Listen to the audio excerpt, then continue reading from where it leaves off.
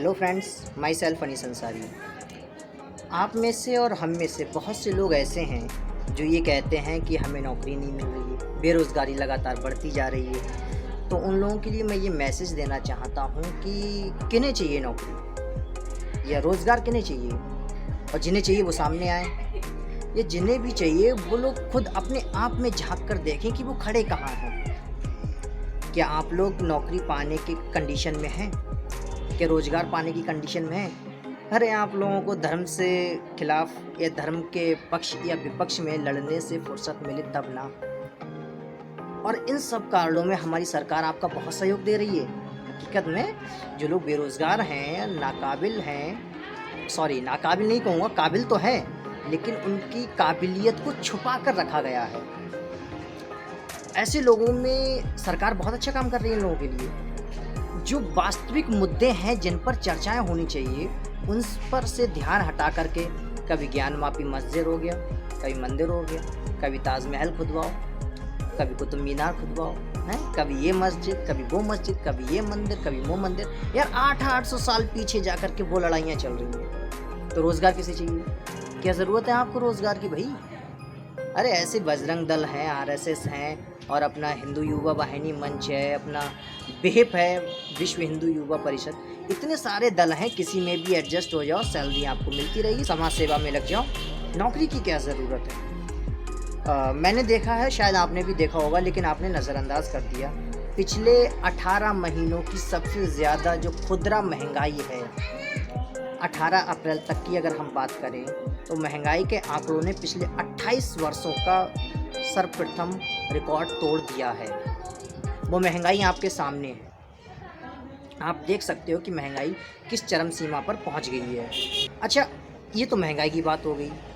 मुझे पता है आप लोग महंगाई पर ज़्यादा बोलना पसंद नहीं करते हो।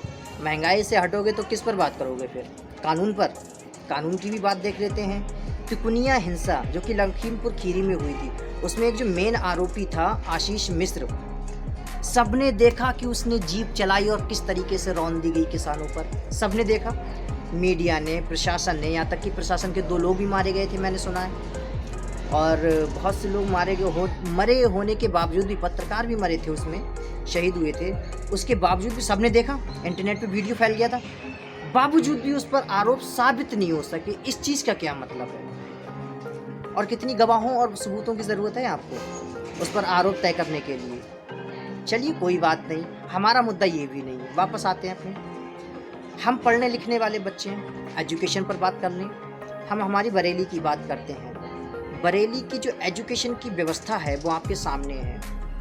किस तरह बच्चे टीन की छत के नीचे बैठकर पढ़ रहे हैं, वहाँ की मरम्मत नहीं हो पा रही है, बिल्डिंग की मरम्मत नहीं है, एजुकेशन सिस्टम इतना ध्वस्त हो चुका है कि किसी का ध्यान ही नहीं जाता है। अच्छा, इन सब में सिस्टम की गलती नहीं है, गलती हमारे पेरेंट्स की है, जो बिना सोचे समझे मुंह उठाया और वोट दे दिया।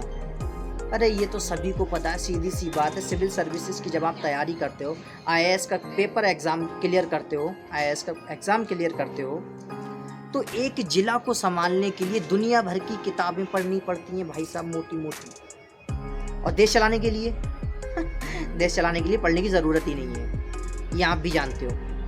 तो फिर क्यों इन चीज़ों पर बहस नहीं करते हो? ये हमारे वो वास्तविक मुद्दे हैं जिन पर चर्चाएं होनी चाहिए। चूंकि नहीं होती हैं चर्चाएं, इसका खामियाजा किसे भुगतना पड़ता है? मिडिल क्लास फैमिली को। चलिए, हमारा मुद्दा ये भी नहीं है कि कौन मर गया, कैसे मर गया, ये मुद्दा हमारा नहीं है। एजुकेशन पर वापस आते हैं। मैं सबसे ज़्यादा एजुकेशन पर बोलना चाहता हूँ। 300 से अधिक जो कॉलेज हैं यूनिवर्सिटी से अटैच्ड हैं, मैंने आज सुबह ही देखा था, उनके 80% स्टूडेंट्स की स्कॉलरशिप नहीं आई है। मैं अपने MGPRU की बात कर रहा हूँ, बरेली से। 300 से अधिक कॉलेज उस यूनिवर्सिटी के, जिनमें से लगभग 80% स्टूडेंट्स की स्कॉलरशिप नहीं आई है। अब वो स्टूडेंट्स या तो अपने एडमिशन को बचाए रखने के लिए किसी से कर्ज लेंगे, और या फिर बीच रास्ते में ही पढ़ाई छोड़ दें। आज भी हमारे देश में ऐसे बहुत से स्टूडेंट या ऐसे बहुत सी क्रिटिकल कंडीशंस की फैमिलीज़ के लोग हैं जो सिर्फ़ और सिर्फ स्कॉलरशिप के बेसिस पे ही एडमिशन लेते हैं। उन्हें लगता है कि किसी से पैसे उधार लेकर के एडमिशन ले लेते हैं, बाद में स्कॉलरशिप आ जाएगी, हमारा काम हो जाएगा। इस बार ऐसा नहीं हुआ। इस बार क्या, मेरे ख्याल से पिछले 2-3 सालों से ऐसा नहीं हो रहा है। मेरी भी स्कॉलरशिप नहीं आई है, और स्कॉलरशिप आना एक बहुत बड़ा मुद्दा है। इस पर तो डिबेट नहीं होती है। जितने भी न्यूज़ चैनल हैं अपनी टीआरपी के लिए बड़े बड़े संवाददाताओं को, बड़े बड़े प्रवक्ताओं को, बड़े बड़े वक्ताओं को बुला करके अपने स्टूडियो में ला करके उनसे डिबेट कराते हैं। इस चीज़ पर बहस नहीं करते हैं कि स्कॉलरशिप किसकी आई, पढ़ने में कौन कितना है। स्कॉलरशिप सबसे मेन मुद्दा है। तो मैं दरख्वास्त अपने चैनल के माध्यम से यही करना चाहूँगा कि जिन लोगों की स्कॉलरशिप नहीं आई है, जल्द से जल्द गुजारिश है उनकी स्कॉलरशिप आ जाए, और कुछ नहीं कहना मुझे। Thank you.